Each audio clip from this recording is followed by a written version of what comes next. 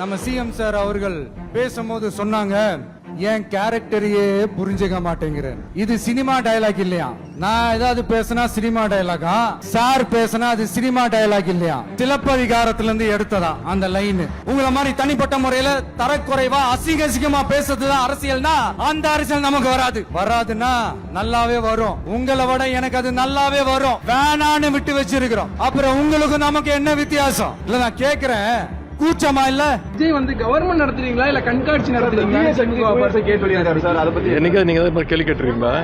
இல்ல சார், அவர் பேசுறதுக்கு வாய்ப்பு கொடுக்குறாரு. ஒரு வாட்டி பேச விடுங்க. அதே புஸ்லி, அதே லாட்டி, அதே பஞ்சு டைலாக். ஊருக்கு போய் கூட்டம் நடத்தது அந்த தாவேக்கா. ஊர் முழுதும் கூட்டம் நடத்தது திமுக. பால்வாடி கட்சிக்கு போய் பாலவிழா கட்சி பதில் சொன்னா நல்லா இருக்காது. அதாவது எந்த அரசியல் கட்சி புதுசா ஆரம்பிச்சாலும் சரி, பழசா இருந்தாலும் சரி, எல்லாரும் எங்களுக்கு போட்டின்னு சொல்றது திமுக தான். வேற யாரும் யாருக்கு போட்டின்னு சொல்றதே இல்ல. காரணம், அந்த அளவுக்கு மக்கள் மனதில் நிலைத்திருக்கக்கூடிய இயக்கம். ஒரு நேர்மையான ஆட்சி, மக்களுக்கான ஆட்சியை முதலமைச்சர்கள் வழிநடத்தி கொண்டிருக்கிறார். அந்த வகையில் அவங்க திமுகவோட போட்டின்னு சொன்னாதான் தன்னுடைய இருப்பையும் தாங்கள் இருப்பதை மக்களிடத்தில் காட்டிக் கொள்வதையும் அவர்களால் முடியும் என்பதை உணர்ந்து அது போன்ற கருத்துக்களை முன்வைக்கிறார்கள். அவருடைய ஒவ்வொரு நிகழ்வும் ஒவ்வொரு பேச்சும் திமுக வெறுப்பை மட்டுமே மையமாக கொண்டிருக்கிறது. அவருக்கு நாட்டை பற்றியோ மக்களை பற்றியோ மக்கள் நலன்களை பற்றியோ எந்த பார்வையும் இருப்பதாக தெரியவில்லை. அவர் திமுக வெறுப்பை மட்டுமே பரப்புவதை தன்னுடைய கடமையாக கொண்டு செயல்பட்டு வருகிறார். மக்கள் இதை கவனித்துக் கொண்டிருக்கிறார்கள். அவருக்கு என்ன விஷன், அவருடைய பார்வை என்ன, அவருடைய திட்டம் என்ன, அவருடைய நோக்கம் என்ன என்பதை மக்கள் பார்த்துக் கொண்டிருக்கிறார்கள். தேர்தலில் அது வெளிப்படும். 7வது முறையாக ஆட்சி பொறுத்து 2வது முறையாக மாண்பு முதலமைச்சர் முதல்வராக எழுதி எந்த தாக்கத்தை ஏற்படுத்தும் வரக்கூடிய தாகம் ஏற்படும். அதற்கு தண்ணீர்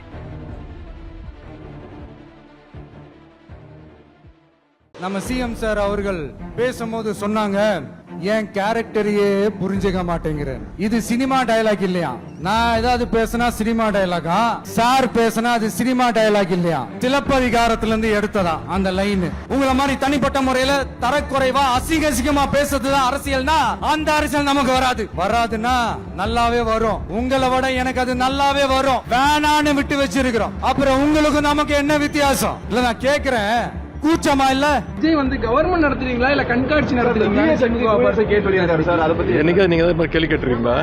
இல்ல சார், அவர் பேசுறதுக்கு வாய்ப்பு கொடுக்குறாரு. ஒரு வாட்டி பேச விடுங்க. அதே புஸ்லி, அதே லாட்டி, அதே பஞ்சு டைலாக். ஊருக்கு போய் கூட்டம் நடத்தது அந்த தாவேக்கா. ஊர் முழுதும் கூட்டம் நடத்தது திமுக. பால்வாடி கட்சிக்கு போய் பாலவிழா கட்சி பதில் சொன்னா நல்லா இருக்காது. அதாவது எந்த அரசியல் கட்சி புதுசா ஆரம்பிச்சாலும் சரி, பழசா இருந்தாலும் சரி, எல்லாரும் எங்களுக்கு போட்டின்னு சொல்றது திமுக தான். வேற யாரும் யாருக்கு போட்டின்னு சொல்றதே இல்ல.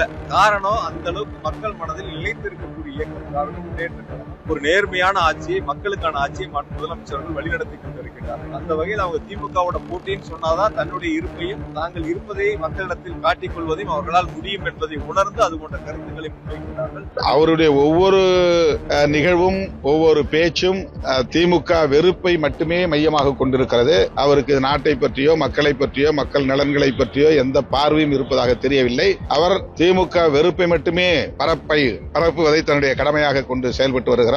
மக்கள் இதை கவனித்துக் கொண்டிருக்கிறார்கள். அவருக்கு என்ன விஷன், அவருடைய பார்வை என்ன, அவருடைய திட்டம் என்ன, அவருடைய நோக்கம் என்ன என்பதை மக்கள் பார்த்துக் கொண்டிருக்கிறார்கள். தேர்தலில் அது வெளிப்படும்.